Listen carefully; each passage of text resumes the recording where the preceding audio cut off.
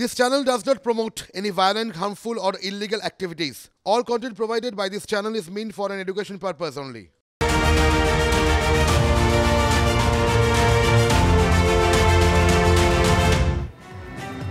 দেখছেন টিভি9 বাংলা, রয়েছে আমি শুভজিৎ মিত্র। আসুন আগামী আধ ঘন্টা পর পর বেশ কয়েকটা গুরুত্বপূর্ণ খবরের দিকে নজর রাখা যাক। 23 দিন পার পুলিশের কাছে খোঁজ নেই শাহজাহানের, খুঁজে বেড়াচ্ছে ইডিও। এরই মধ্যে কারামন্ত্রী অখিল গিরি জানিয়ে দিলেন তৃণমূল নেতার গতিবিধি ভেবে দেখুন পুলিশ জানে না, ইডি জানে না। জানাচ্ছেন কে? রাজ্যের কারামন্ত্রী অখিল গিরি। অখিলের দাবি চিকিৎসার জন্য হয়তো রাজ্যের বাইরে গেছেন শাহজাহান, পুলিশ খুঁজছে। রাজ্যে থাকলে অবশ্যই পেত। ঠিক কি বলেছেন তিনি, শোনাই একবার। শেখ শাহজাহান তার চিকিৎসার জন্য বাইরে গেছে, কোথাও আছে, নিশ্চিতভাবে পুলিশ খুঁজছে। অপরাধীকে ছাড়া হবে না, তার বিরুদ্ধে যখন অভিযোগ এসেছে নিশ্চিত পুলিশ প্রশাসন তাকে খুঁজে পাচ্ছে না, বাইরে কোথাও হয়তো চিকিৎসার জন্য গেছে। নাহলে পুলিশ প্রশাসন চুপচাপ বসে নেই না, সেটা আমি জানি না। নিশ্চিতভাবে আমাদের পশ্চিমবঙ্গের মধ্যে নেই, বাইরে কোথাও গেছে চিকিৎসার জন্য। পশ্চিমবঙ্গের মধ্যে থাকলে পুলিশ নিশ্চিত ধরে। কেস কি আছে, আত্মসমর্পণ করবে কি করবে না সেটা তার নিজের ব্যাপার, কিন্তু আমি তো সব ব্যাপারটা জানি না।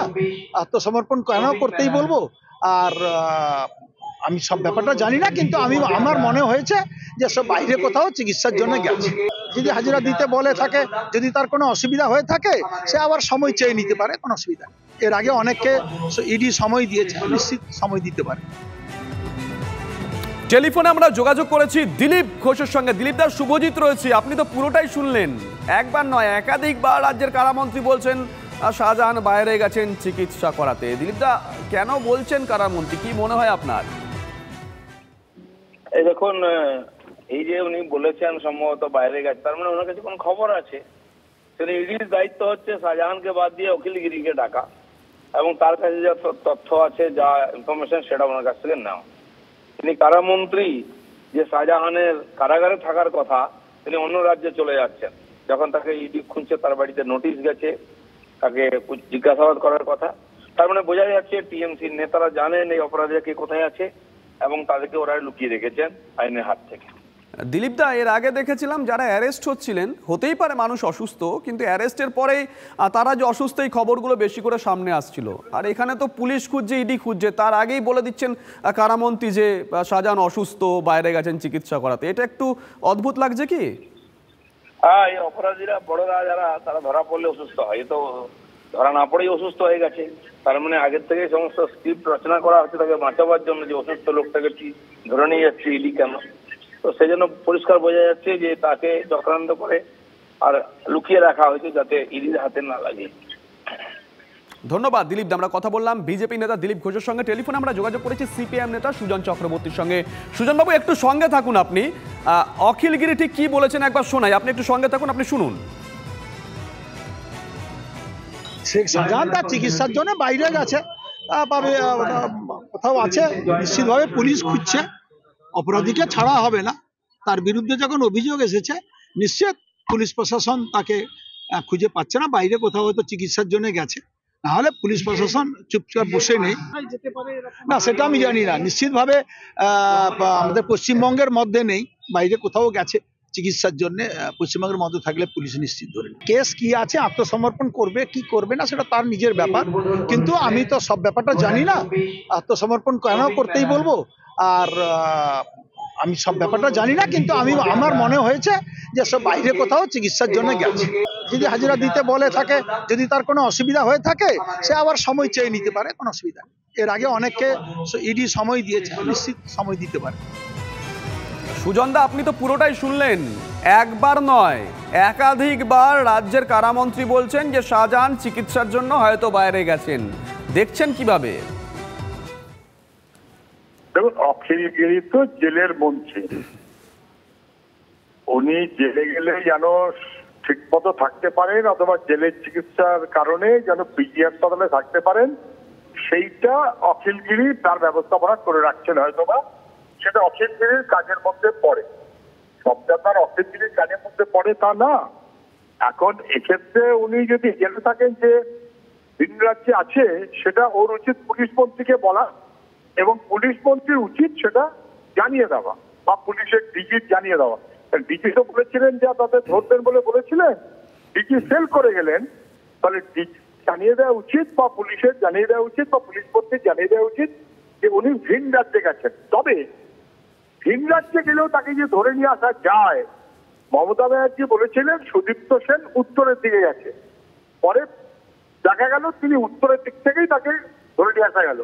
ওদের রাজ্য পুলিশ দিয়ে এসেছিল, ওটা যেহেতু রাজ্য পুলিশ আনতে পারেনি দাদা, তাহলে রাজ্য পুলিশ কোন রাজ্যে আছে অখিলগিরির কাছ থেকে জেনে নিয়ে প্রয়োজনে অখিলগিরিকে সঙ্গে নিয়ে তাকে ধরে নিয়ে আসার ব্যবস্থা করুন। ধন্যবাদ সুজন দা।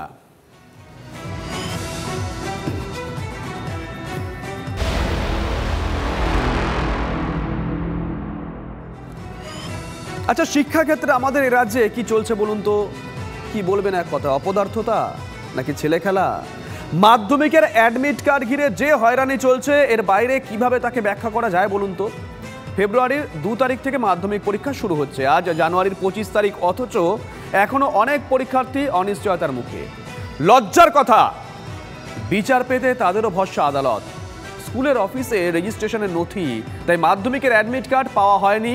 4 স্কুলের 27 মাধ্যমিক পরীক্ষার্থীর এই নিয়ে আদালতের দ্বারস্থ হয়েছেন। আদালত সংশ্লিষ্ট স্কুলের প্রধান শিক্ষকদের বড় অঙ্কের আর্থিক জরিমানাও করেছে। প্রধান শিক্ষকের দায়িত্বই হচ্ছে ছাত্রদের সমস্ত দিকগুলো দেখা। তো সেক্ষেত্রে মাধ্যমিক পরীক্ষার মতো একটা গুরুত্বপূর্ণ পরীক্ষা, তার অ্যাডমিট কার্ড সঠিক নির্দিষ্ট সময়ে নেওয়া এবং নির্দিষ্ট সময়ে ছাত্রছাত্রীদের মধ্যে দিয়ে দেওয়া, এটা তো প্রধান শিক্ষকের প্রধানতম ডিউটিগুলোর মধ্যে একটা পড়ে। এতটা গাফিলতি একেবারেই কাম্য নয় বলে আমার মনে হয়। আর মধ্যশিক্ষা পর্ষদ পরীক্ষাটা যারা নেন, রেজিস্ট্রেশনের নথি যে এসে পৌঁছয়নি সেটা এতদিনেও কেউ ধরতে পারলেন না। এই মধ্যশিক্ষা পর্ষদ নিয়ম করেছিল 10 টাকা স্ট্যাম্প পেপারে প্রধান শিক্ষকরা মুচলেখা দেবেন যে তার স্কুলে আর কেউ রেজিস্ট্রেশন করতে বাকি নেই। সেই নিয়ম মানতে অনেক প্রধান শিক্ষক রাজি ছিলেন না, অনেক প্রধান শিক্ষক মুচলেখা দেননি। অ্যাডমিট কার্ড দেওয়ার নির্ধারিত দিনে 52টি স্কুল অ্যাডমিট কার্ড নিতেই আসেনি। মাধ্যমিক পরীক্ষা জীবনের প্রথম বড় পরীক্ষা, আর সেই বড় পরীক্ষা দিতে আদালতে দ্বারস্থ হতে হলো বেশ কয়েকজন পড়ুয়াকে, কারণ ক্লাস 9-এর রেজিস্ট্রেশনের নথি তাদের স্কুল থেকে পর্ষদে এসে পৌঁছয়নি। বিচারপতি বিশ্বজিৎ বসু কড়া নির্দেশ দিয়েছেন এবং তারপর পর্ষদ অফিসে এসে জমা পড়েছে তাদের নথি। কেন রাজ্যের স্কুলগুলো এত উদাসীন মাধ্যমিকের মতন বিষয় নিয়ে? আরও একটা দিক ধরা পড়ছে, ক্যাম্প অফিস থেকে যে অ্যাডমিট কার্ড বিতরণের কথা ছিল, সেখানে সেই অ্যাডমিট কার্ড নিতে আসেনি 52টি স্কুল। তাদের অ্যাডমিট কার্ড কী করে পৌঁছবে? পর্ষদ বলছে ছাত্র স্বার্থে শেষ পর্যন্ত অ্যাডমিট কার্ড হয়তো স্কুলে পাঠাতে হবে। রাজ্যের শিক্ষা ব্যবস্থার এই উদাসীনতা প্রশ্ন তুলে দিচ্ছে মাধ্যমিক পরীক্ষাকে নিয়ে। কেন হেডমাস্টাররা প্রয়োজনের মতন কাজ করছেন না, প্রশ্ন উঠছে। ক্যামেরায় কুণালের সঙ্গে সুমন, TV9 বাংলা, কলকাতা।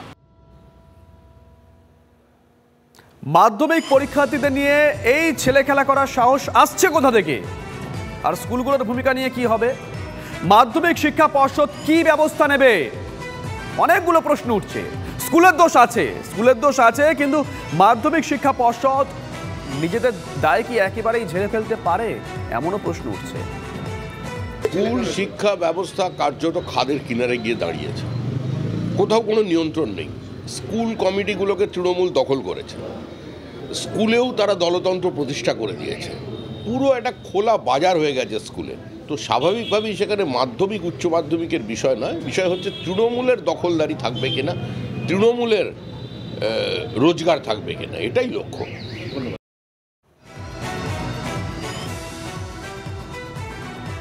এই সরকার এসে এটা বুঝতে কারোর অসুবিধে নেই। শিক্ষামন্ত্রী জেলে, শিক্ষা দপ্তরের আধিকারিকরা জেলে, যারা শিক্ষা পরিচালনা করবেন তারা কার্যত অপরাধী এবং তারা জেলে। তারা শিক্ষা ব্যবস্থাকে ধ্বংস করতে চায়। পশ্চিমবাংলার এই দুর্ভাগ্যজনক হাল। এদিকে নির্ধারিত দিনে পড়ুয়াদের মাধ্যমিক পরীক্ষার অ্যাডমিট কার্ডই নিল না 52টা স্কুল। ভেবে দেখুন একবার। ছাত্র স্বার্থে স্ট্যাম্প পেপারে প্রত্যেক স্কুলের কাছে মুচলেখা চায় পর্ষদ। তাতে লিখতে হতো কোনো পড়ুয়ার রেজিস্ট্রেশন বাকি নেই, কিন্তু মুচলেখা দিতে অস্বীকার করে বেশ কয়েকটি স্কুল। সূত্রের খবর, স্ট্যাম্প পেপার ছাড়াই তাদের অ্যাডমিট কার্ড দিয়েছে পর্ষদ। তারপরেও নির্ধারিত দিনে অ্যাডমিট কার্ড নিতে এলো না খোদ শহর কলকাতার 37টি স্কুল। মেদিনীপুরের 7টা স্কুল রয়েছে ওই তালিকায়। বর্ধমানের 8টা স্কুল এবং উত্তরবঙ্গের একটা স্কুল রয়েছে। ছাত্র স্বার্থে বিকল্প উপায়ে তাদের অ্যাডমিট কার্ড দেওয়ার চেষ্টা করছে পর্ষদ।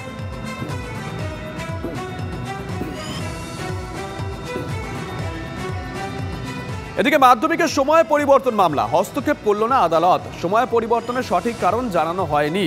সময় পরিবর্তন যুক্তিযুক্ত নয়। আবার সময় পরিবর্তন করলে সমস্যা হবে, মন্তব্য বিচারপতি বসু। পরীক্ষার 15 দিন আগে কেন সময় পরিবর্তন, প্রশ্ন বিচারপতি বসু।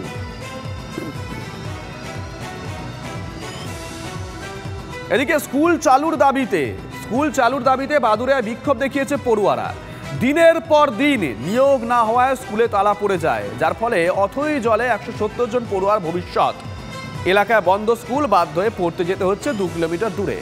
শিক্ষক নিয়োগে দ্রুত ব্যবস্থা নেওয়ার আশ্বাস দিয়েছে প্রশাসন। একজন টিচার এখানে আছেন, কিন্তু তিনি চালাতে পারছেন না স্কুল, তার ফলে তিনিও রিজাইন দিয়েছেন, যার ফলে স্কুলটার অবস্থা এখন খুবই খারাপ জায়গায়। 160 থেকে 70টা বাচ্চা এখান থেকে 1.5-2 কিলোমিটার দূরে স্কুলে পড়তে যেতে হয়। তাদের যাতায়াত করতে খুব সমস্যা হয় এবং বাপ মাদের ভিতরে অনেক দুশ্চিন্তা থাকতে পারে। বাচ্চা একটা স্কুলে যাচ্ছে, এত দূরের পথ, কখন ফিরবে না, সমস্যা আছে খুব। এই স্কুলটা যাতে খুব তাড়াতাড়ি চালু করা যায়, মাননীয় মুখ্যমন্ত্রী মমতা বন্দ্যোপাধ্যায়ের দৃষ্টি আকর্ষণ করছি। মুখ্যমন্ত্রীর উপরে আমাদের অবশ্যই ভরসা আছে যে স্কুলটা যাতে নতুন করে শিক্ষক নিয়োগ করে স্কুলটা দ্রুত খোলার ব্যবস্থা করা যায়, এই আবেদন করব। শিক্ষকের মধ্যে একজন ছিল বলে সে অবসর নিয়েছে, এত বাচ্চা সে সামলাতে পারছিল না। আমি অনুরোধ করছি যে এখানে আবার শিক্ষক নিয়োগ হয়ে অনেক বাচ্চা যেন এখানে স্কুলে আবার এসে তারা পড়ার শিক্ষা প্রতিষ্ঠানে যেন তৈরি হয়। এদিকে মালদার ভাদু বিএসবি হাই স্কুলে উত্তেজনা। মিড ডে মিলে দুর্নীতির অভিযোগ করায় ছাত্রছাত্রীদের ব্যাপক মারধরের অভিযোগ। স্কুলের ম্যানেজিং কমিটির সভাপতি ও তৃণমূলের অঞ্চল সভাপতির বিরুদ্ধে মারধরের অভিযোগ। ম্যানেজিং কমিটির সভাপতি ও তৃণমূল অঞ্চল সভাপতিকে স্কুলে আটকে রেখে বিক্ষোভ দেখায় ছাত্রছাত্রীরা।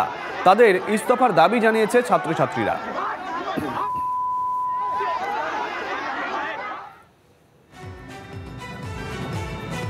একটু রাজনীতির খবরের দিকে নজর রাখা যাক। আচ্ছা, ইন্ডিয়া জোট কি ছাড়তে চলেছে তৃণমূল কংগ্রেস? অধীর চৌধুরীর জন্য আসন সমঝোতার রাস্তা থেকে সরছে তৃণমূল কংগ্রেস, এমনটাই বলছে সূত্র। মোদী শাহের কথা শোনা যাচ্ছে অধীরের গলায়, অভিযোগ করছে তৃণমূল সূত্রে খবর, নির্বাচন পরবর্তী বোঝাপড়ার রাস্তা অবশ্য তারা খোলা রাখছেন।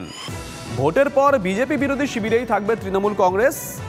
মমতার একলা লড়াইয়ের বার্তার পর ইন্ডিয়া জোট কার্যত ছত্রখান বলছে রাজনৈতিক মহল। অধীর চৌধুরী যেভাবে ধারাবাহিকভাবে ডেলি এক্সারসাইজের মতো প্রত্যেক দিন তৃণমূল কংগ্রেস এবং মমতা ব্যানার্জিকে ঘিরে বিষোদ্গার করছে। সর্বভারতীয় কংগ্রেস যখন ড্যামেজ কন্ট্রোলে নামলেন, তখন আমরা দেখলাম যে কেন্দ্রীয় কমিটির সদস্য দীপা দাসবংশী তিনি বললেন যে মমতা ব্যানার্জি বিজেপির এজেন্ট। এই জিনিস আমরা মেনে নিতে পারবো না। তাই আমাদের দল সিদ্ধান্ত নিয়েছে, এই বাংলায় যেহেতু আমাদের মূল লক্ষ্য বিজেপিকে হারানো, এই বাংলায় বিজেপিকে রুখে দেওয়ার জন্য তৃণমূলই যথেষ্ট। তাই এই বাংলায় 42টা আসনে তৃণমূল কংগ্রেস একাই লড়াই করবে। सबसे बड़ा पार्टी का रूप से कांग्रेस का अलग रिस्पॉन्सिबिलिटी होता है। बंगाल में ममता बनर्जी को ऊपर ही छोड़ दिया जाना चाहिए कि यहाँ का सीट अलायंस कैसे होगा। तो ममता दीदी तो कह दिया कि 300 सीट में कांग्रेस अलग से अकेला लड़ो ना, और 242 में अलग से रीजनल पार्टीज लड़े। तो मैं आशा करता हूं कि ममता दी को ऊपर इंडिया अलायंस और थोड़ा लीडरशिप छोड़ दिया जाए तो उन्होंने सब कुछ ठीक ठाक कर देंगे। ভোটের আগেই ছত্রভঙ্গ জোট, আর তারপরে ব্যাপক পরাজয়ের পর এই ইন্ডি জোটের পিন্ডি প্রদান এটা সম্পন্ন হয়ে যাওয়ার পরে সেই জোট আর আদপে অস্তিত্বে থাকবে কিনা সেটা হচ্ছে ভাবনার বিষয় হতে পারে। জোট বলে কোনো কিছুই অস্তিত্ব থাকবে না লোকসভা নির্বাচন শেষ হওয়ার। আমাদের এ নিয়ে কোনো উৎসাহই নেই। এ নিয়ে ঠিক উত্তর দিতে পারেন মোহাম্মদ সেলিম। আমরা জানি জোট মারা গেছে, মৃত্যুর কারণ আরো কি সেটা জানার জন্য পোস্টমর্টম চলছে, ঠিক সময় ডেথ সার্টিফিকেট পেয়ে যাবে। বাংলা, বিহার, উড়িষ্যায় 3টে রাজ্যের কথা বিভিন্ন সময় আমরা পরপর উচ্চারণ করি না। বাংলার ছবি দেখালাম, বিহারের ছবি দেখাই। নীতিশ কুমারের মুখে প্রধানমন্ত্রীর প্রশংসা। ঠিকই শুনছেন, নীতিশ কুমারের মুখে এবার প্রধানমন্ত্রীর প্রশংসা। জোট রাজনীতিতে আবার জল্পনা উস্কে দিলেন নীতিশ। ইউপিএর পরিবারতন্ত্রের সমালোচনাও নীতিশের মুখে। লোকসভা ভোটে নীতিশের অবস্থান কি হবে জল্পনা তুঙ্গে উঠেছে। নাম না করে নীতিশের মুখে লালু প্রসাদের সমালোচনা। তবে কি আরজেডির সঙ্গে জোট ভাঙছেন নীতিশ কুমার? জোর জল্পনা বিহারে ইতিমধ্যেই শুরু হয়ে গেছে।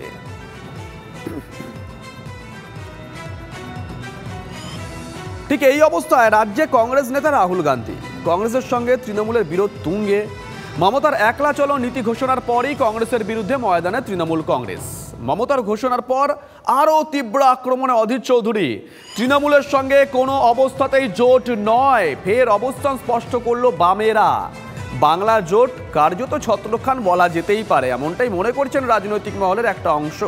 কিন্তু সুবিধা কার, এমনও প্রশ্ন উঠছে। ন্যায়যাত্রা থেকে তৃণমূলের উদ্দেশ্যে কি বার্তা দেন রাহুল, তাকিয়েছিল রাজনৈতিক মহল। রাহুলজি যেখানে যাবে সেখানে মানুষের ভিড় বাড়বে, রাহুলজি যেখানে যাবে সেখানে জনস্রোত হবে, কেউ আটকাতে পারবে না।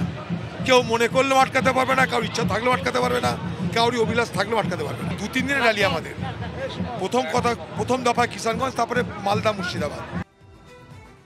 जो बंगाल में जो स्थिति है वो स्थिति भी एक अजीब स्थिति है। वहाँ जिस तरह हिंसा है, जिस तरह वहाँ अपोजिशन के ऊपर हमला है, जिस तरह खून खराबा है, जिस तरह लाखों लोग के खिलाफ झूठा मुकदमा है, जिस तरह रोज़ जुल्म चल रहा है, इसलिए दोनों से कंध मिला के दोस्ती बन जाना उतना आसान स्थिति नहीं है। वहाँ का स्थिति डिफ़िकल्ट है, मगर फिर भी हमारा लड़ाई बंगाल के लिए नहीं है, हमारा लड़ाई भारत के लिए है। জোট ডামাডোলের মধ্যেই রাজ্যে রাহুল গান্ধীর নেতৃত্বে কংগ্রেসের ভারত জোড়ো ন্যায়যাত্রা। আজ সকালে অসম থেকে কোচবিহারে বক্সিরহাটে পৌঁছয় রাহুলের ন্যায়যাত্রা। বাংলায় এসে ফের জোট বার্তা কংগ্রেস সাংসদের।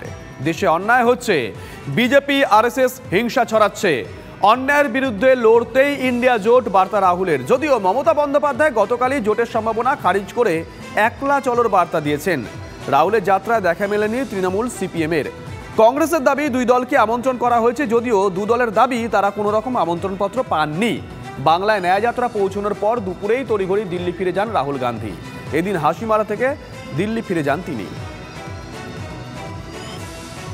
না তো আমি তো শুনিনি এরকম, আমি বলতে পারবো না। আমি এখানে বাইরে আছি, এখান থেকে আবার বাইরে যাবো, তাই যাই হোক, কিন্তু আমি শুনিনি। মানে হ্যাঁ, মানে যে আমাদের আমন্ত্রণ করা হয়েছে, আমি কোনো আমন্ত্রণ পাইনি বা জানি না, এটাই বলছি। সেক্ষেত্রে করা হয়েছে, ইফ বাট সেসব হয় না। রানাঘাটের সোনার দোকানে ডাকাতির ঘটনায় 4 জনের যাবজ্জীবন কারাদণ্ডের সাজা ঘোষণা রানাঘাট আদালতের। গত বছর অগস্টে সোনার দোকানে ডাকাতির ঘটনায় 4 জনকে গ্রেপ্তার করে পুলিশ।